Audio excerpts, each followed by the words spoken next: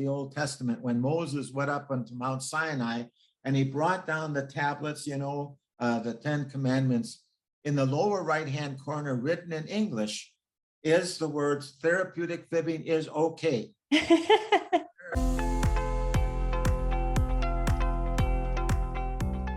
Everyone, welcome back to the Reshape Your Health podcast. I'm your host, Dr. Morgan Nolte, and I'm really excited about our conversation today. We have a guest here with us, Martin Schreiber, and he is the former governor of Wisconsin, and he's been active in politics his whole life and then really took all of that experience and advocacy towards the Alzheimer's world. He has been a caregiver for his wife, Elaine, who recently passed away less than a month from when we're recording this interview. And he wrote a really wonderful book called My Two Elaines. And I think that it's a lovely read. I read it and really appreciated it. It's one of the top best-selling Alzheimer's books. And if you're a caregiver or you know a caregiver of someone with Alzheimer's disease, I highly recommend that you get this book. It's very informative, but also very personal. So as we're going to discuss, loneliness is part of this journey sometimes. And aside from being an advocate for Alzheimer's and caregivers, he's the proud father of 4 children, 13 grandchildren, and 7 great-grandchildren. So definitely you've lived a full life. Welcome to the show. He gave me permission to call him Marty. And so I'm really excited to talk with you and hear more, about your journey, because you're a warrior. 18 years. That's well, amazing. Thank you. Yeah. Thank you so much for the privilege of meeting with you and your viewing audience, to be able to help people learn, cope, and survive as it relates to this disease is one of the most important things I can do with my life at this moment in time, because this disease is so impacting not only on the person who is ill, but also on the caregiver and families as well. And the conclusion that I have gained in all of this is that if there's one thing worse than Alzheimer's, it's ignorance of the disease. And my goal is to try and help people deal with this current ignorance, and that I know is going to help people live their best lives possible. Again, not only the person who is ill, but also the caregiver and their families and friends. Yeah. And I think in the book, you do a really lovely job of laying out a simple process, learn, and then is it cope and then survive? Are those the 3 kind of keys as a caregiver? Yes, that's okay. What it is. Yes. What are the major things that you hope to help people learn, in that first phase, maybe when someone's starting to show symptoms or they're just got a diagnosis? What do you feel like are the most important things to learn? Well, I think one of the most important things to learn is that if there is a diagnosis of Alzheimer's, to realize right from the beginning that there are 2 patients, the person who is ill and also the caregiver. And I say that because there is such a devastating impact on the caregiver as the caregiver tries to do everything they can to keep their loved one in their world. And so to understand that also that this disease does not take instant impact, and therefore, in a way, a sort of a blessing to have that understanding of early onset, so that the person who is ill and also the caregivers can begin to plan, can begin to more deeply appreciate each other, to begin doing all of the things that should and could be done, whether it would be Alzheimer's, cancer, or even just plain normal living. And that is to appreciate every moment as it is. And I had made so many mistakes, and that's why I wrote the book. It was sort of like I went up this steep, treacherous mountain path, and I came back down again. And now other people are going up this mountain, this treacherous path. And I want to say, please sit down with me for a moment and just listen. And you don't have to do what I say, but at least listen, because I think I can make this, it's still going to be arduous. It's still going to be difficult, but I think I can make it a little bit easier for you. And I think I can make it a little bit easier for your loved one. And so it is this whole idea of learning to learn that, well, first of all, 18 years ago was when Elaine was first diagnosed, and the symptoms started occurring maybe some 19 and a half years ago.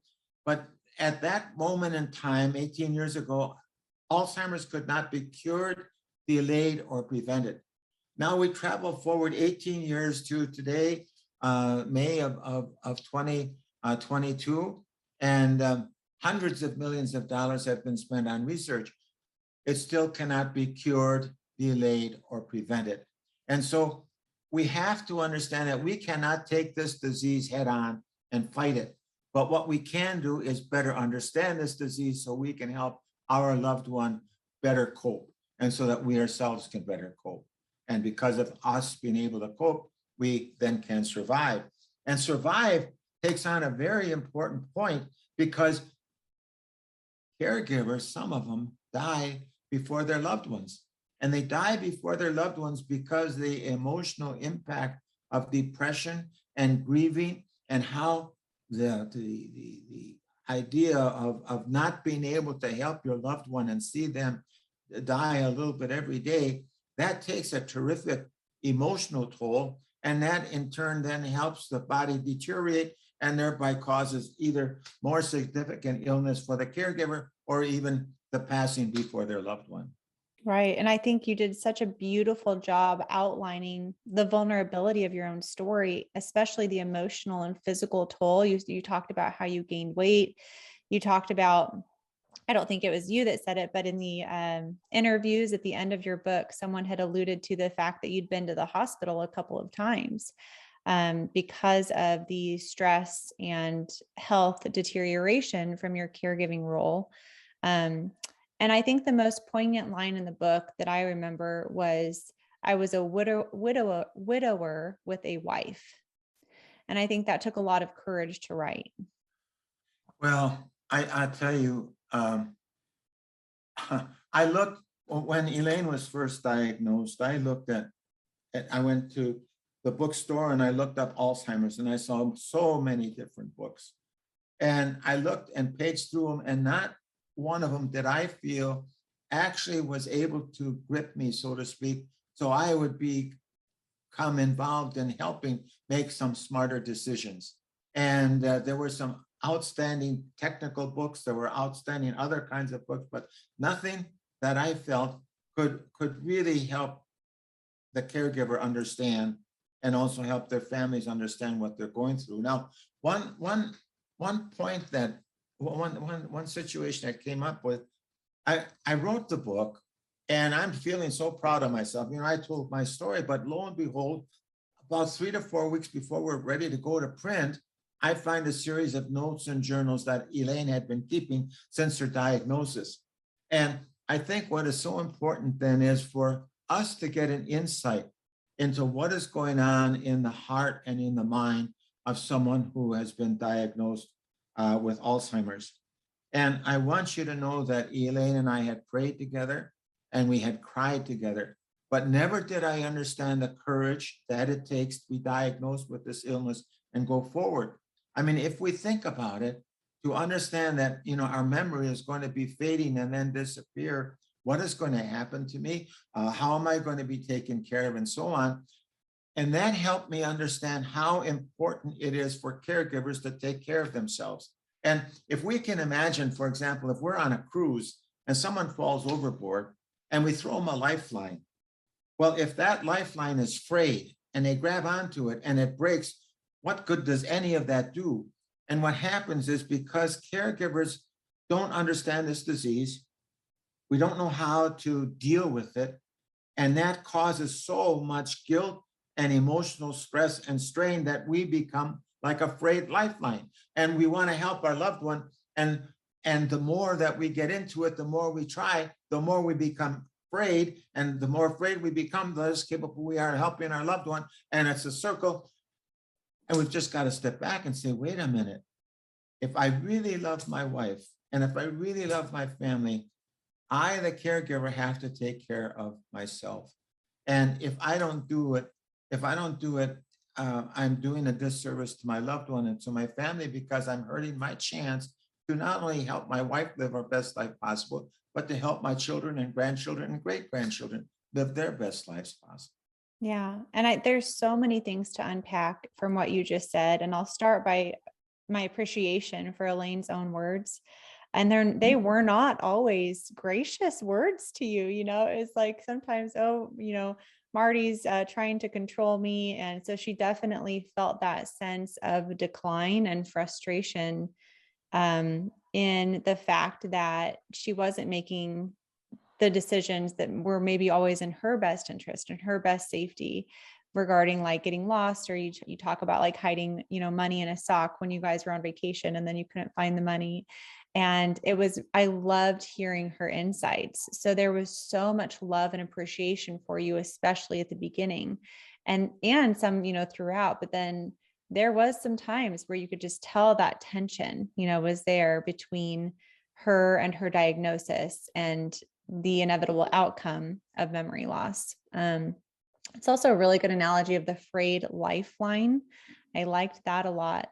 And I always say you have to care for your caretaker, and like you are your caretaker, and so I would love for you to give your top tips. If you are a caregiver of someone who has Alzheimer's, what are your top tips so that they can prioritize better their own mental, emotional, and physical health so that they can continue to support their loved one and their other family members? Because that's another thing you talked about a lot in the book was, man, your kids didn't get the attention that you wanted to give them for a while because you were so absorbed in Elaine's caregiving responsibility. So can you kind of speak to that a little bit? Well, let me begin by giving you a sense. So Elaine was the 7 last years of her life was spent in assisted living memory care. And while she was still communicative, one day we were having lunch in the cafeteria at the assisted living memory care. And while we're having lunch, she's beginning to cry. And I said, Elaine, why are you crying? Well, she said, I'm beginning to love you more than my husband. Mm-hmm. I didn't ask her what's wrong with your turkey husband. I didn't. But the fact of the matter is that what I began to have emblazoned in my mind is the fact that she did not have to know my name in order for there to be a meeting of our hearts.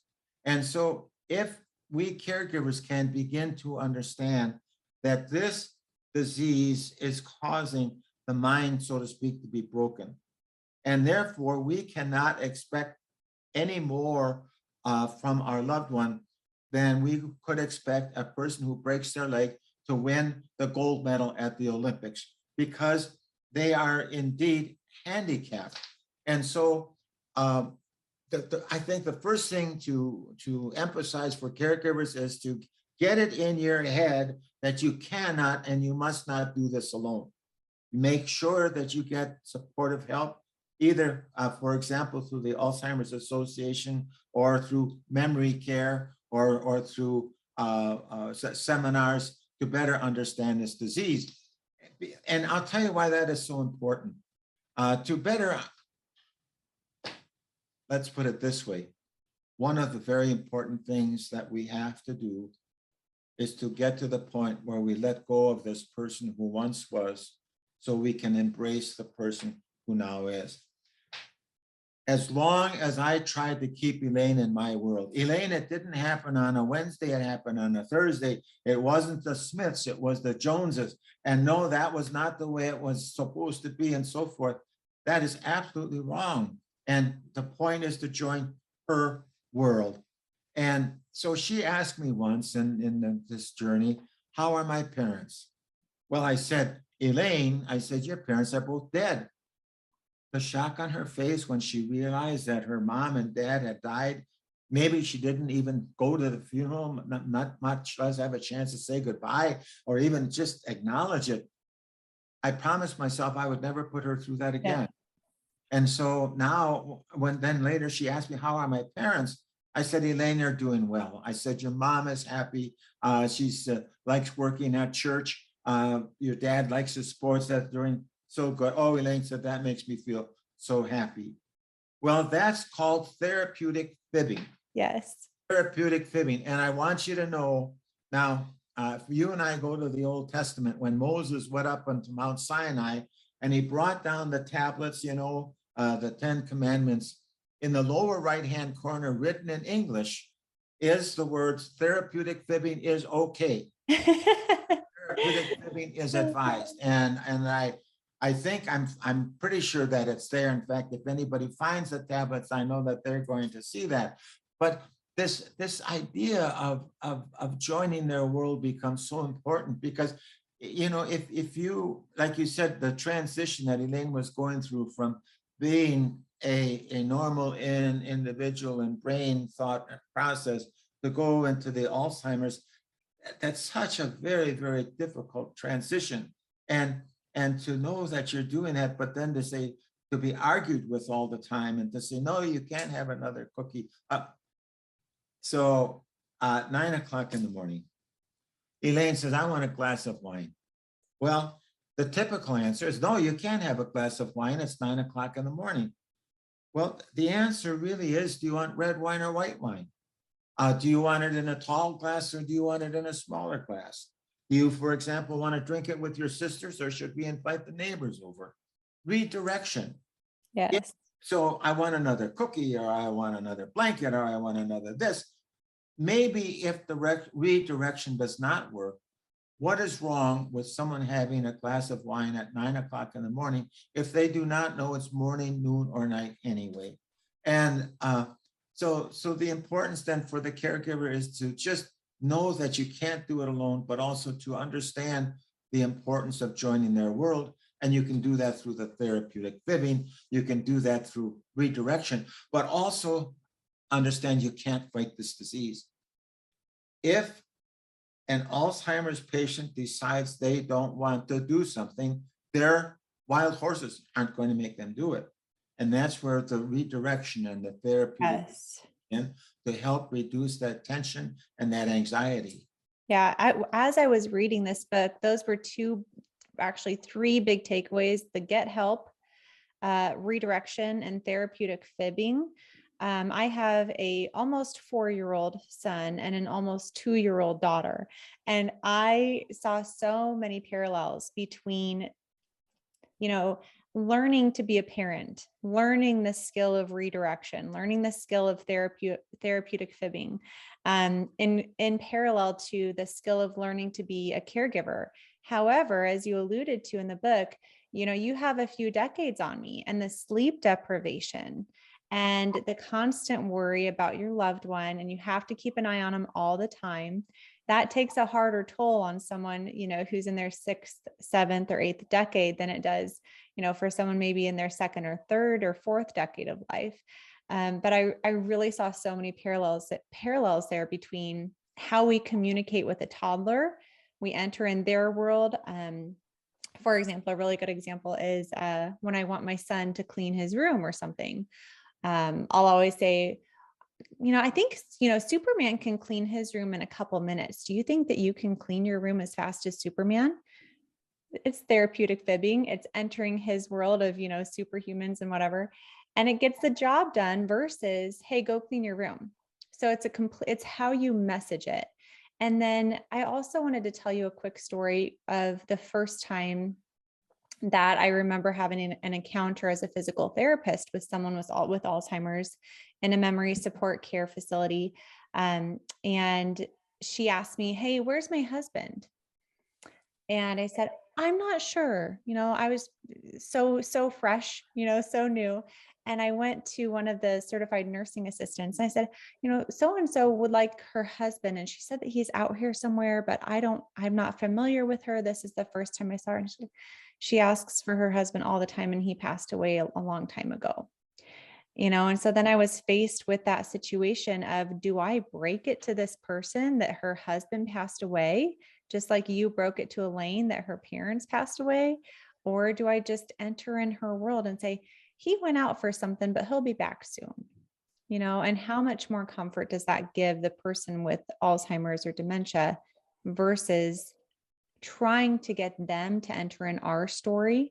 And I have this word, I always take notes. I have pivot underlined because I thought that was one of the most powerful things and themes of the story is the importance to embrace the pivot. So can you talk a little bit more about what that means as a caregiver to embrace the pivot? Yes, but I just want to put one footnote on therapeutic fibbing. Yeah. I tried therapeutic fibbing the first year we were married, Oh, and it doesn't work so good. gotta wait. So just so other husbands and wives are aware about the therapeutic fibbing situation. Yeah. But anyway, so we were talking about the pivot. Uh, I have come to learn that there are two pivots. Okay. There is the one pivot, which I think occurs by the grace of God. And that's when your loved one finally enters their own world completely. And as Elaine's words point out, when she was transitioning from normal to Alzheimer's, there were moments of great anxiety and sadness, sometimes acceptance, but sometimes anger and so forth. But because of the grace of God, they enter their own world, and thankfully so, because the person who is ill, if you would ever had to tell Elaine that she would be wearing diapers as an adult woman, if you would ever tell Elaine that she needs help with all of the activities of bodily living, it would be horrifying and mortifying. So one of them is the pivot of our loved one who is transitioning and really going into their own small world. The other pivot is by the caregiver. And when we think of pivot, it's not a quick turnaround.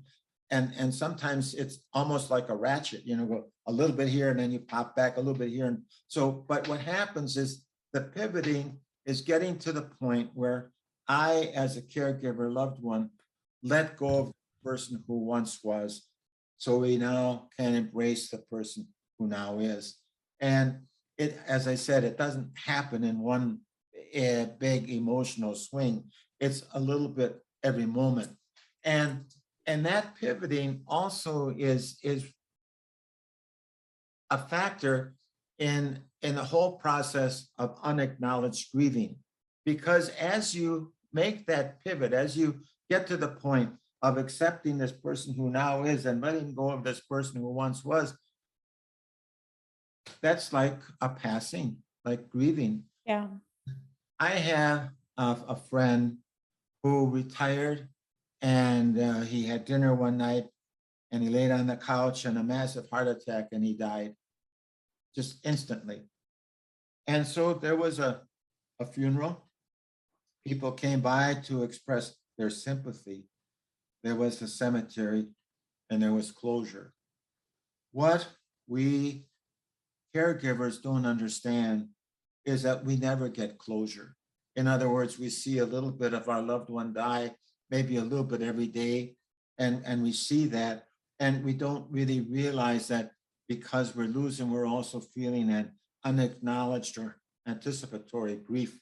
And so advice to caregivers is to know that there are going to be some really tough times, but those tough times are because we are going through a very human experience, a very human feeling, and that is grieving for this loved one that we're losing. And so the pivot then is to finally get to that point where we acknowledge that this is the second Elaine, and this is the person now that I have a chance to love differently than I had a chance to love the first Elaine. And I think sometimes as different personality characteristics come out, like you spoke of how sometimes she would throw around she'd call you a BSer, which is not something that your first Elaine would have said, because your first Elaine was a little bit more maybe polished in her choice of words. And so just kind of enjoying those little moments of joy when you can embrace your second Elaine versus wanting and wishing and thinking about the first Elaine, it kind of helps you be more present, and kind of squeeze if you're going to have a lemon, of Alzheimer's, make the lemonade, by being present. Well, you mentioned your children, Yeah. and it applies to children, but I think it applies to people of all ages. And that is grabbing those moments of joy.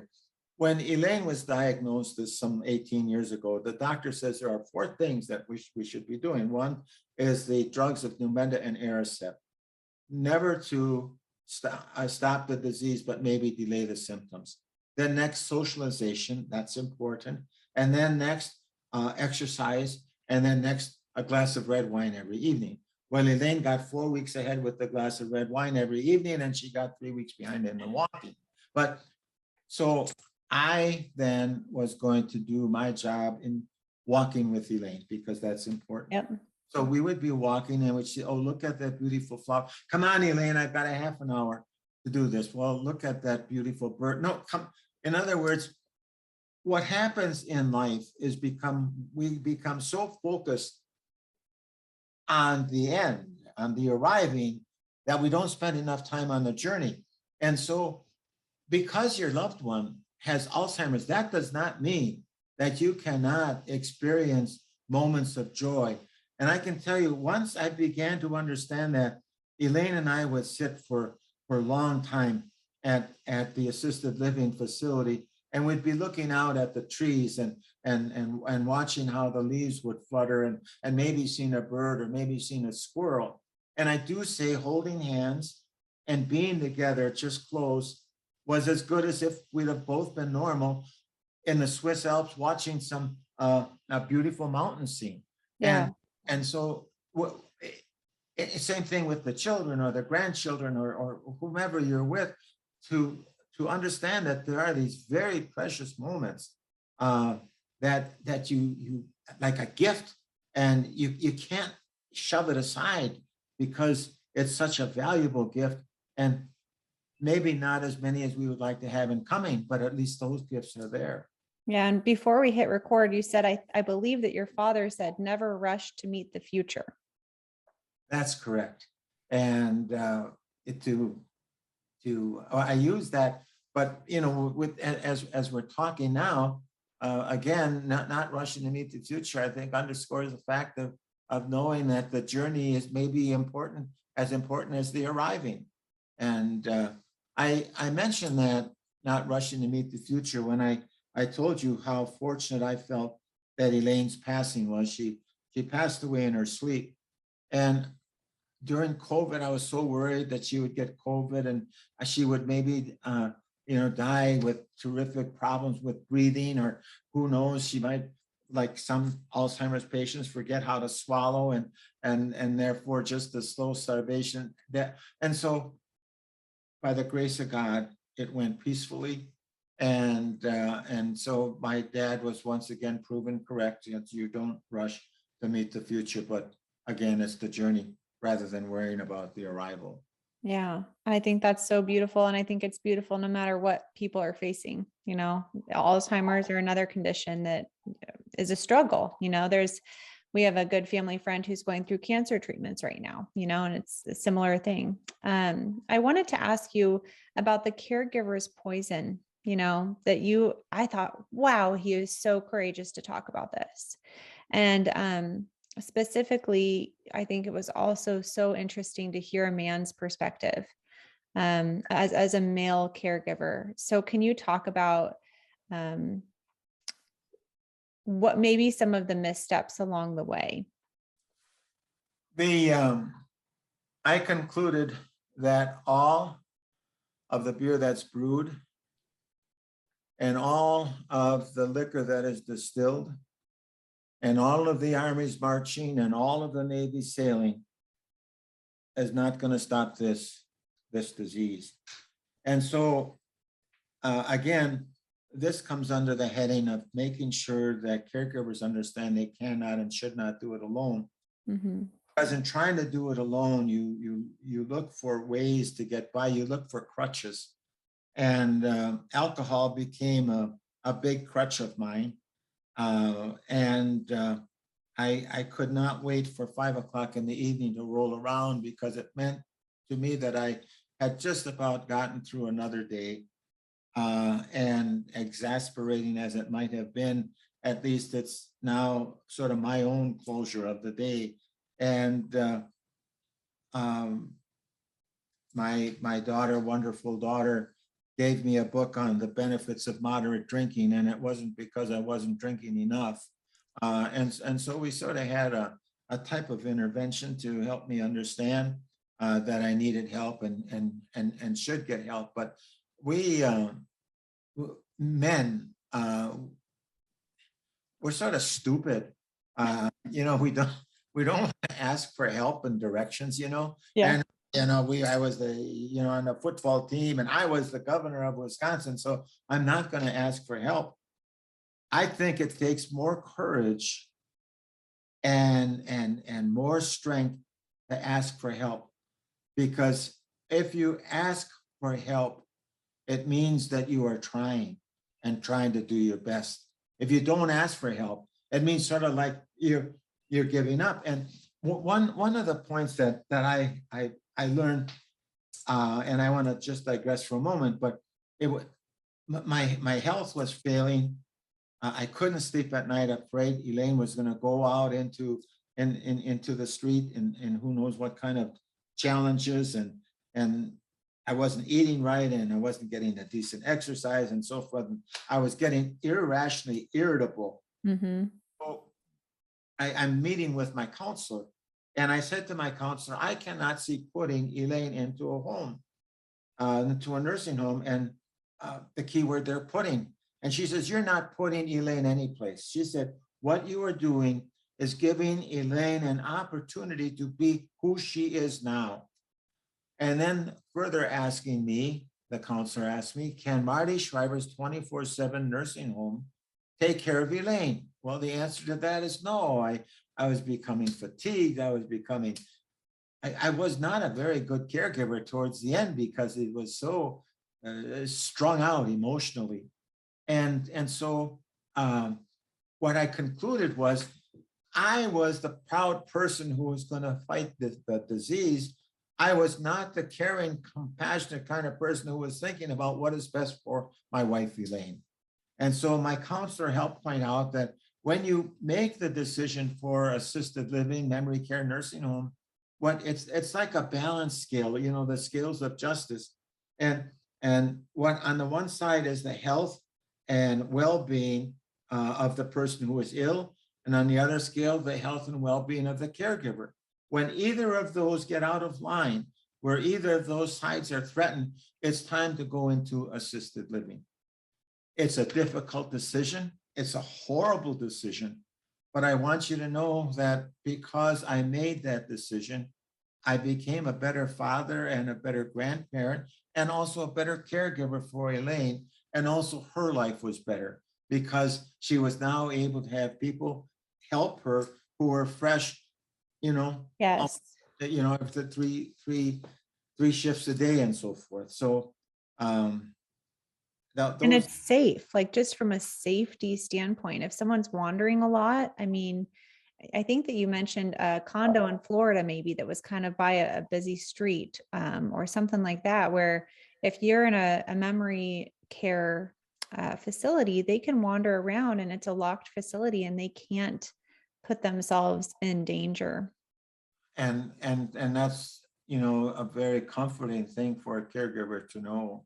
One I want to cover another aspect, if for I'll touch on it, and then you can decide whether we should go further with it. But what again, we go back, if Alzheimer's is bad, ignorance of the disease is worse. Well, ignorance of the disease by the medical profession who doesn't understand there's two patients, but ignorance of the disease by caregivers themselves. We don't know how to handle it. Ignorance of the disease by churches and parishes and synagogues.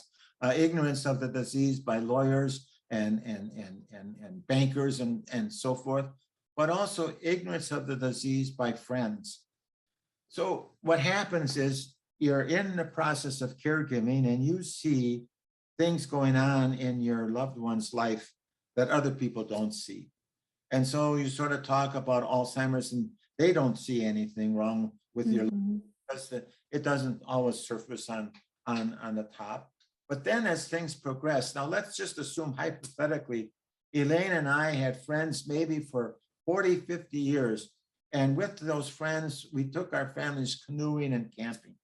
And it was a wonderful situation where the families grew up together and we had a chance to work and understand what it's like to be parents with sharing situations and so forth.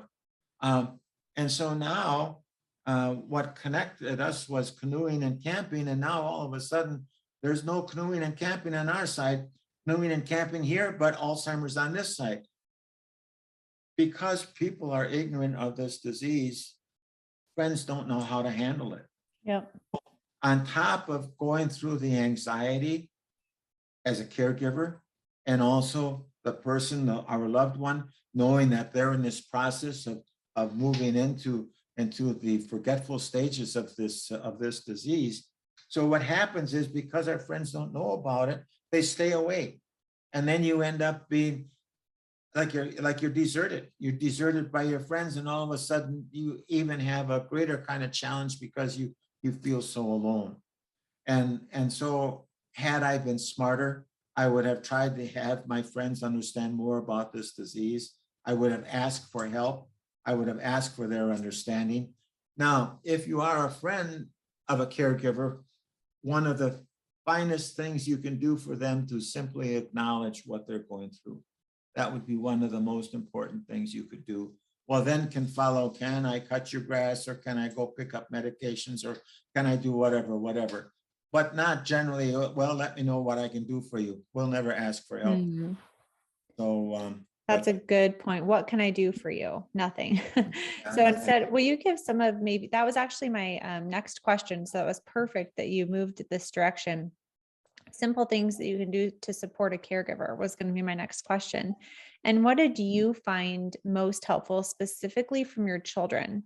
So if a child is listening and they have both parents and one parent has Alzheimer's or another form of dementia, what can they do to help support the parent who's still the primary caretaker? So we'll start with kids and then maybe kind of branch out into friends.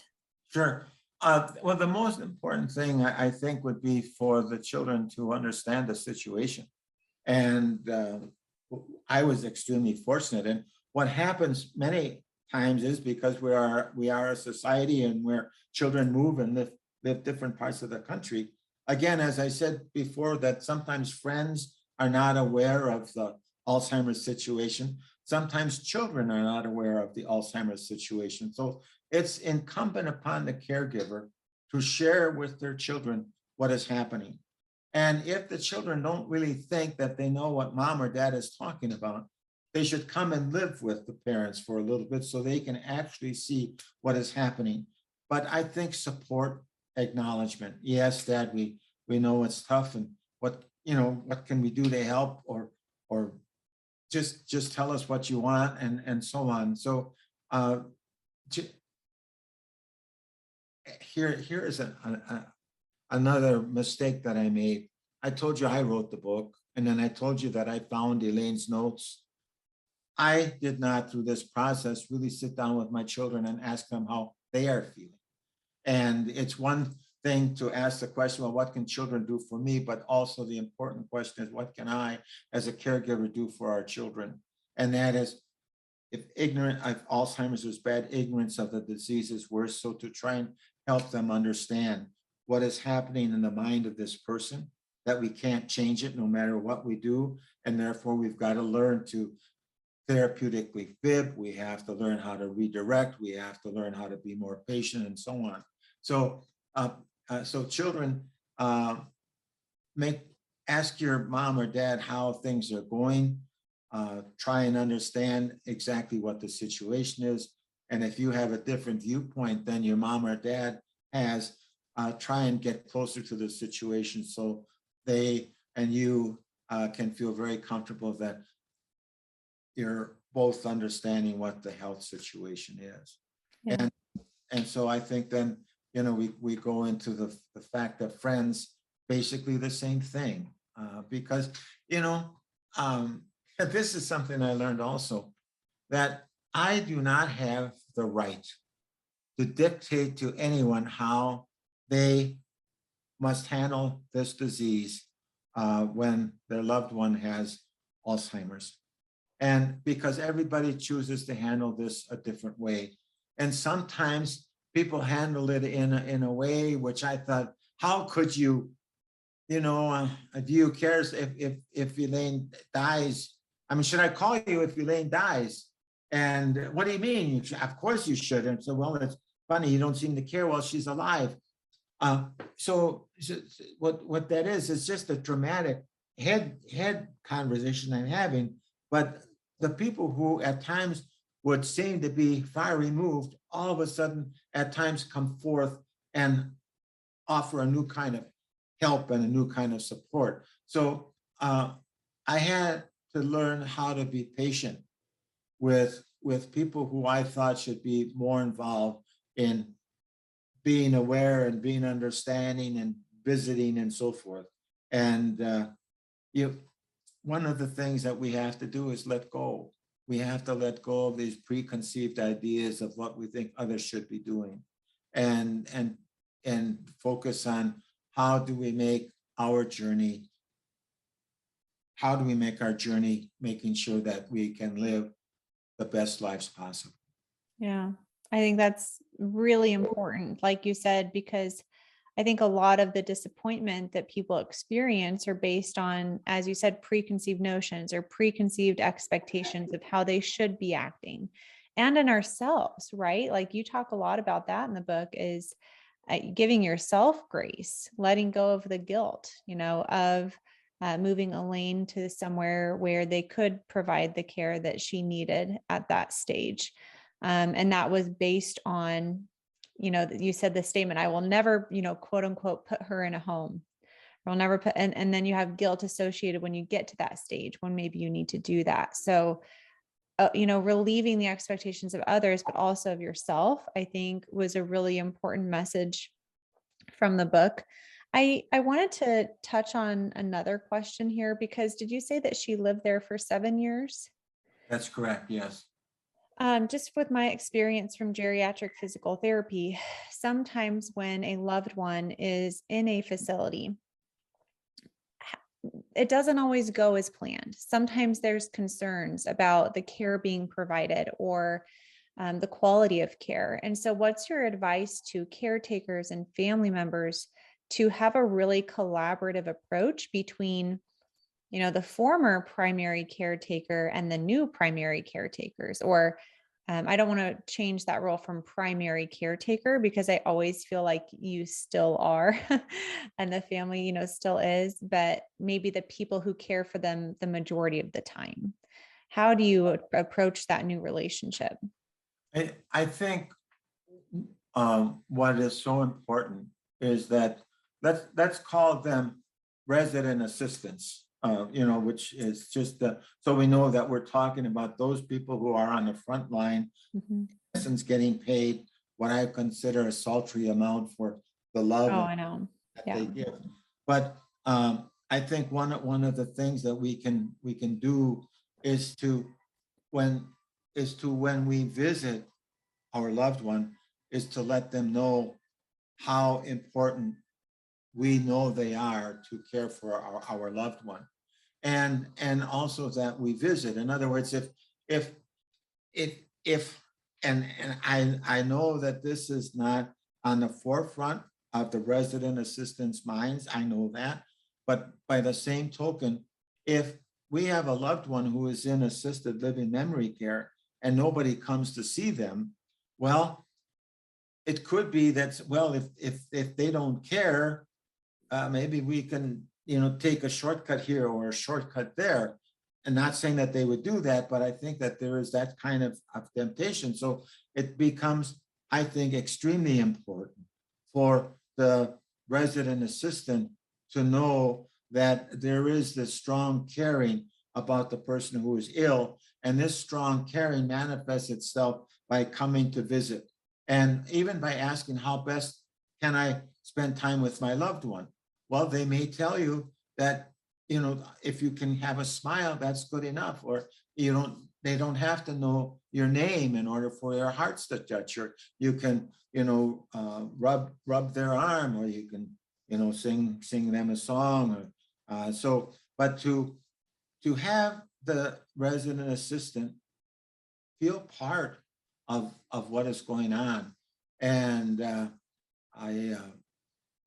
I can tell you that over the 7 years of the different resident assistants that I've seen, there is so much love and so much kindness. And also to give thanks. When I would leave Elaine in the evening, I would tell the resident assistant, I said, I'm so grateful you're here, because there is nothing more that I can do for Elaine other than making sure that she is in a place where she is comfortable and safe and well cared for. And I said, so you are the best I can offer, Elaine, and I want to thank you for that. And now, that doesn't mean that there's going to be situations where, we have to watch quite closely.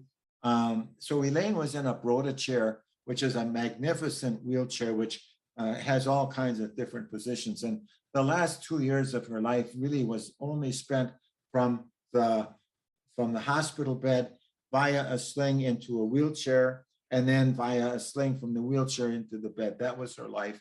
And I tried to be with her at meal times, almost every meal. And but sometimes I would come there and she may not have had her slippers on once in a while, or it may have been not positioned properly in the Broda chair, but to simply, work with that resident assistant, but don't hesitate to share with the nursing staff or the management that, hey, it's, and I think to look at it not as someone not doing their job. I always looked at it as maybe the training in this particular situation wasn't as on target as what it could or should be, because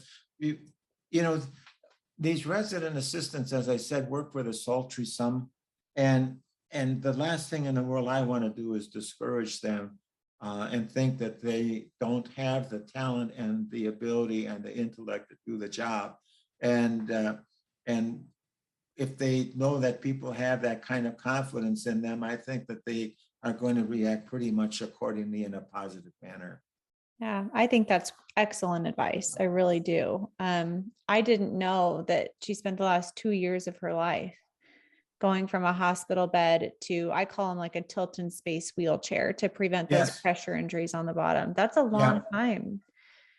Well, and I tell you, the wonderful thing about it is that there was never the rashes or the bed sores and so forth that you would expect by someone who was really immobile. And again, it's the journey. Again, I feel so fortunate in my and Elaine's life that even though she was confined to the wheelchair and to the bed, her life still was as good as it possibly could have been based on the quality of care that she received. And I'll tell you also what is important when you do decide on making the decision to go into assisted living memory care, that the caregiver goes and looks at any number of different places that would offer that kind of service. And the caregiver should not go alone, because there's too much emotion on the caregiver side, and a good friend or a relative or one of the children, adult children, to go and Certainly, when you go, you want to inhale deeply and get an idea of what the aroma is like. Right. Certainly, you want to go at mealtime to see what kind of meals there are. Certainly, you want to go during the day at activity time to find out what kind of activities there are. And then also in many states, um, they keep a list of complaints against nursing homes and so forth. And so I believe that the overwhelming number of people who work and administer and own nursing homes try and do their best, but sometimes we would be doing them a great favor to know that there's kind of some kind of slippage someplace. Mhm.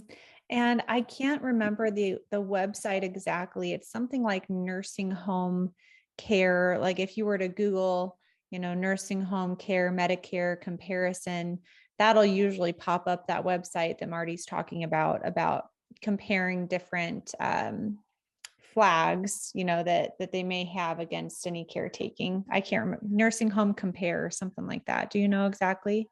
No, I don't. But also for Wisconsin, I think they have to file a list of complaints or at least the inspection reports. Yeah. The states do make inspections of nursing facilities, and so they can double check the inspection reports on that to find out what has been their history. I think another maybe surprising takeaway from the book was how highly you spoke of the Alzheimer's Association and how much support it seemed like you got from that. So can you kind of talk about the role that the Alzheimer's Association and your local chapters in Wisconsin played along your journey here? Well, certainly my counseling, and that came about sort of by accident, because Elaine was looking for a female doctor early on in her diagnosis, and in looking for a female doctor, she called the Alzheimer's Association, and she identified herself as Elaine Schreiber, former governor's wife. And just at that time, they were looking for a speaker for their annual walk. And so they invited her to be a speaker, and Elaine then became a spokesperson on behalf of people with Alzheimer's. And so that then had me begin to form an understanding. And I became aware then of the counseling that they give. And again, when I started out, I thought I could do it myself, and I didn't need to ask for help because I could do it alone and so forth and so forth. So, but anyway, so as I saw what was going on with the Alzheimer's Association, not only were they very active in the research and also in legislative action to get more money spent, hundreds of millions of dollars more to be spent on research than was spent before. And so they were successful in getting that research activity going. But then also they developed a program that if there is a diagnosis of Alzheimer's, that they work with the medical profession, with the doctors, to get an okay from the spouse for the Alzheimer's Association to call to find out what they can be doing to give them a better understanding and a better background. But then there also is the 800 number for the Alzheimer's Association, 24/7. And if you have a question on how you handle these continuing issues that come up all the time, or my loved one is doing this, what kind of suggestions do you have, or any kind of challenge, they will help give you guidance and direction as to what is the best way for things to go. So basically a helpline 24/7. And so between the counseling and the helpline, and then they have Alzheimer's support groups in which they will have maybe caregivers or caregivers and the person who is ill together. Then we also have memory cafes, they call them, but trying to bring more awareness of this disease. And again, if Alzheimer's is bad, ignorance of the disease is worse. And the Alzheimer's Association is trying to help people understand how better they can learn, hope, and survive. Yeah, well, I think that's a wonderful place to wrap it up today. Was there anything else that you wanted to share with our audience? Any other insight or wisdom? Well, I tell you, back in 1962, I was elected to the Wisconsin State Senate. And I was a member of the Senate Education Committee. And one of my responsibilities was to go to Washington, D.C., to a meeting.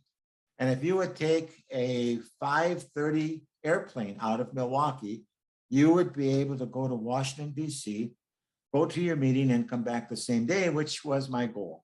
And so now it's 5:15 in the morning, and we're boarding the airplane in Milwaukee, and there's this very distinguished, important looking gentleman in front of me. And as he gets on the airplane, he asks the flight attendant, this airplane stops in Detroit. Oh, yes, sir. She said, we stop in Detroit, people get off the airplane, people get on the airplane, and then we fly on to Washington, D.C. Well, he says, I have to get off the airplane in Detroit. She says, fine. No, he says, I have to get off. She says, yes, sir. He says, look, I'm inclined to fall asleep. I've got to get up. I'm very, very important meeting. If I go, she says, he says, do you promise? She says, sir, I promise. He said, are you sure? She says, sir, I am sure. Well, now we land in Washington, D.C. And here this distinguished looking gentleman is getting off the airplane. He looks at the flight attendant and he berates her like I've never heard anyone be berated in my whole life. Because she didn't wake him up. So what happened was I went to the flight attendant and I said, that man certainly was angry. And she says, he's angry. You should have seen the fellow I put off in Detroit. Oh, dear. The point of that story is this disease will take the caregiver to places we never thought we would go. And in some ways, it's such a painful journey, but in other ways, you meet people and you experience kindness and graciousness of people that you would never have expected it before. But I think you become so more attuned to kindness and so more attuned to what it means to enjoy the moment, so more of what it means to have a loved one who you can still spend time with and even get joy out of just simply getting a smile on their face or getting a squeeze back in their hand. And so, yes, this is a terrible disease, but by the same token, what is that the saying that rather than worrying about the storm to pass, to try and learn how to dance in the rain. And one of the things that happened at Celebration of Life, we have 13 grandchildren, as was mentioned, but so the oldest grandchild, who now is like in her mid 30s, he gave a talk about grandmother Elaine. And she said that she remembers once when she was like 5 or 6 years old, that she was with her and her brother. And what happened was they spilled like a gallon of milk with her. And Elaine, she said, instead of yelling at them and saying what, so forth about what doing that, she said, Elaine turned it into a science project, explaining how milk, water runs downhill and so forth and so. And so the point of the matter is, rather than worrying about the storm to pass, to try and learn how to dance in the rain. And if you spill milk all over the place, turn it into a science project. Yeah. So my salute and my gratitude to you for what you are doing to make the lives of people better, giving them hope and hopefully opportunity and also a better understanding. So well, I never thought I would be with you. And Right. So we take this disease takes us to places we never thought we would be. And you've been just wonderful. So thank you. Thanks, Marty, as have you. And I also just wanted to wrap it up by saying, just acknowledging you for continuing to pursue your best, continuing to contribute to the world. I think that there's so many people that I've encountered in my time in geriatric PT who just kind of like stop after retirement, and so I think it's so cool that you still have you have a passion and a zeal that's rare and it's contagious. And I really hope that people listening go get the book, My Two Elaines. We'll definitely link to that. And then, the Alzheimer's Association and different resources in the show notes. We just really appreciate your advocacy, your vulnerability, your honesty, and sharing your story and Elaine's story. It's been really special to have you as a guest today. My honor. Thank you so very, very much. Thank you.